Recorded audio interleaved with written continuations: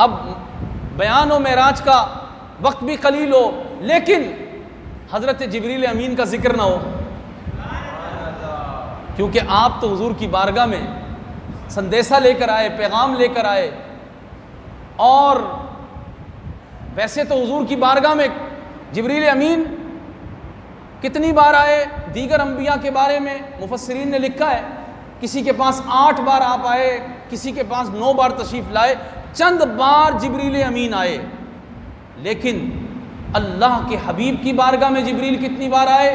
شیخ محقق نے فرمایا 24,000 مرتبہ جبریل امین رسول پاک صلی اللہ علیہ وسلم کے در والا پہ حاضر ہوئے۔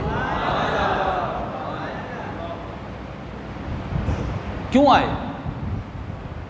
سدرۃ المنتہا ان کا مقام ہے، لیکن سدرۃ المنتہا سے پھر حضور کی بارگاہ میں آ جاتے ہیں۔ اب بتائیے 24,000 مرتبہ آنا، کتنا آتے ہوں گے جبریل؟ جی کتنا آتے ہوں گے؟ کیوں آتے ہیں بار بار؟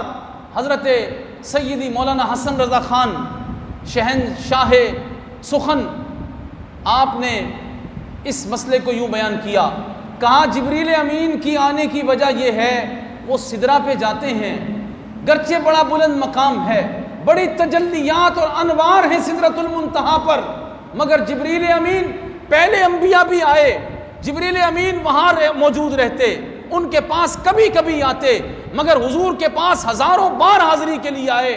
کیا وجہ ہے؟ جبریل سدرہ پر رہ کر کیوں بار بار یہاں آ جاتے ہیں؟ کہتے ہیں مسئلہ یہ ہے کہ وہاں انہیں قرار نہیں آتا، وہاں انہیں قرار نہیں آتا۔ کیوں؟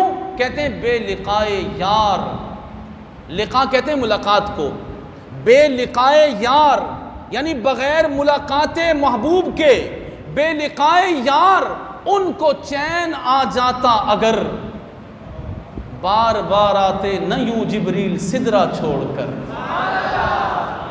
جبریل سدرہ چھوڑ کے کیوں آئے؟ رسول اللہ کے جلووں کو دیکھنے اور آج طلبوں کو دیکھنے۔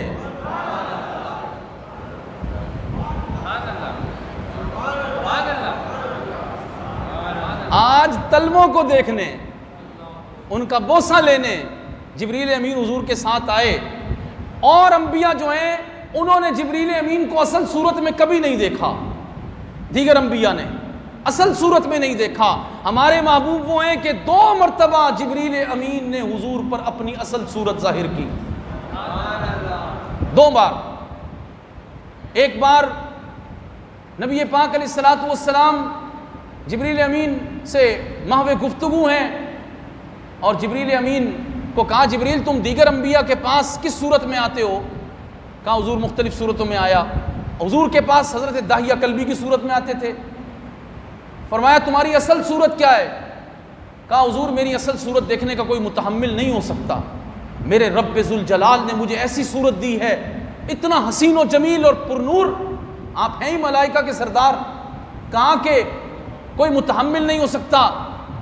حضور کو جبریل امین نے اپنا آپ دکھایا، کہا حضور میں اپنا آپ دکھاؤں، کہاں دکھاؤں؟ حضور نے فرمایا منی میں دکھا دو، منی میں۔ تو کہنے لگے کہ حضور منی متحمل نہیں ہے۔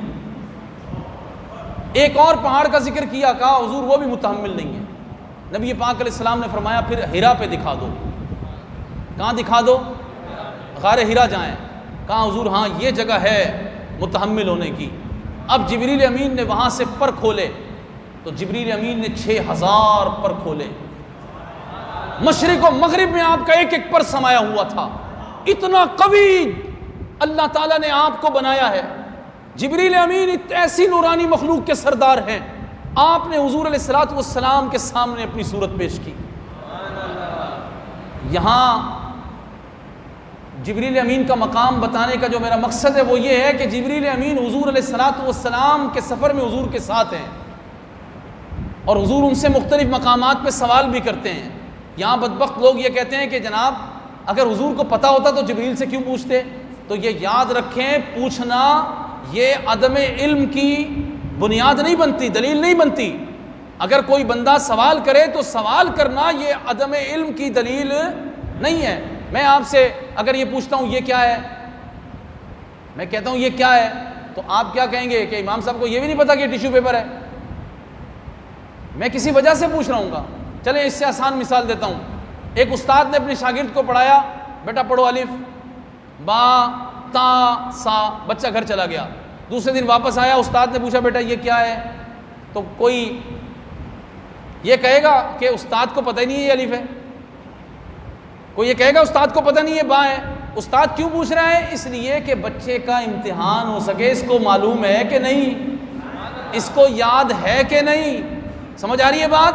تو جبریل امین سے رسول اللہ نے اگر کبھی سوال کیا, جیسے حضور کے درے والا پہ کوئی آیا تو حضور نے اندر سے پوچھا کون, اس کا یہ مطلب نہیں کہ حضور کو پتہ نہیں ہے, بلکہ پوچھنے کا مقصد یہ اپنا نام بتائے تاکہ لوگوں کو پتہ چل جائے کہ کیسے کسی کے گھر میں آیا جاتا ہے.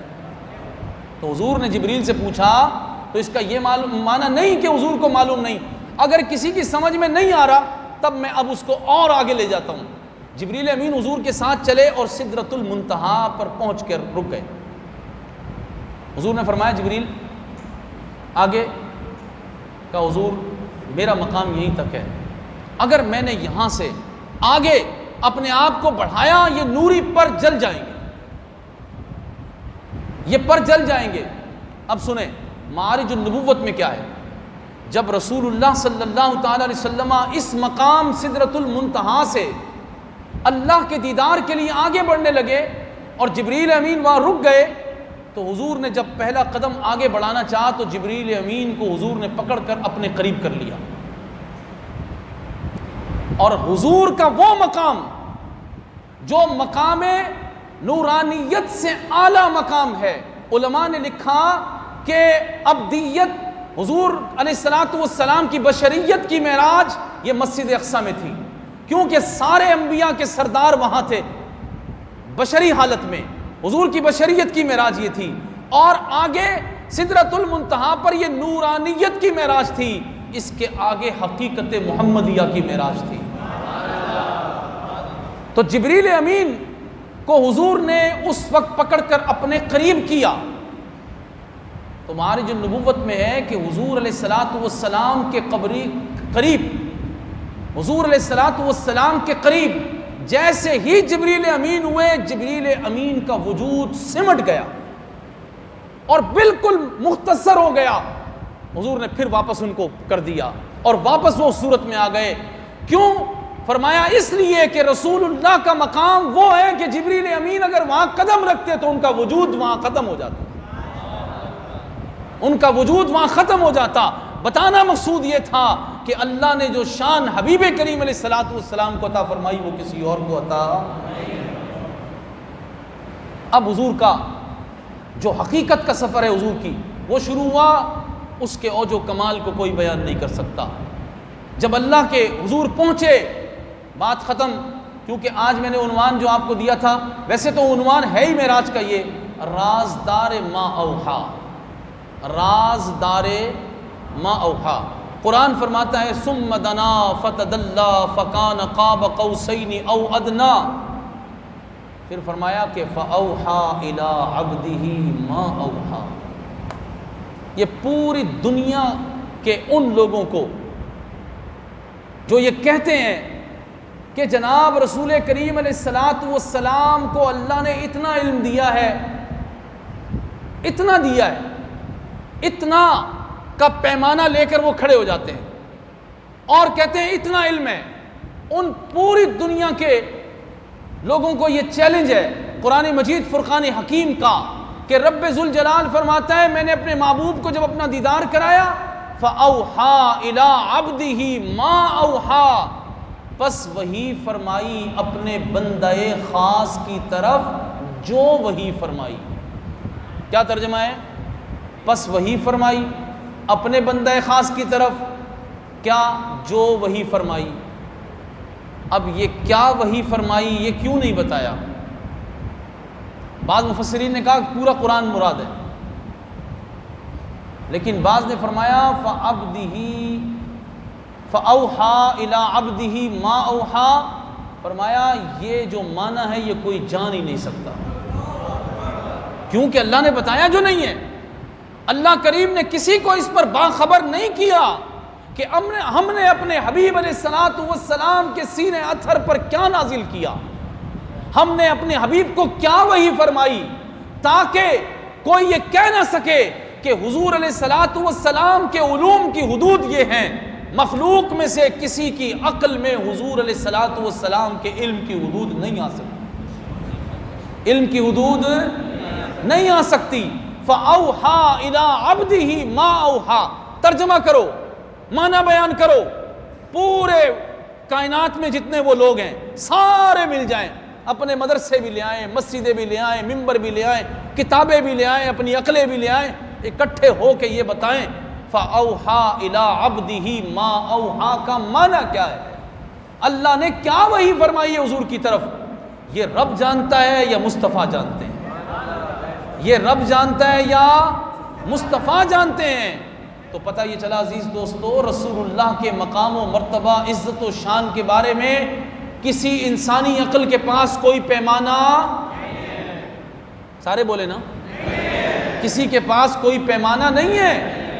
اور خبردار، اگر آپ کے پاس کوئی بندہ آ کے کہے نہیں حضور کو اللہ نے اتنا دیا ہے، اتنا دیا ہے، تو آپ اس کو کہیں اپنا بوتھا پرے کر لے، اپنی زبان بند کر، تجھے کیا خبر ہے رسول پاک علیہ الصلوۃ والسلام کو رب ذوالجلال نے کیا دیا؟